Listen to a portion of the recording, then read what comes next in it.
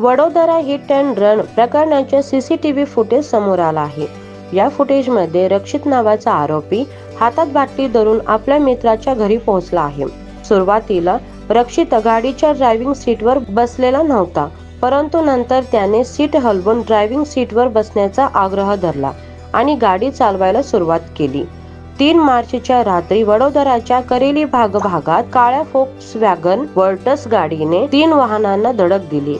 या अपघातात एक महिला मरण पावली तर इतर 7 जण जखमी झाले। रक्षित गाडी चालवत होता आणि त्याचा मित्र प्रांशू त्याच्यासोबत होता।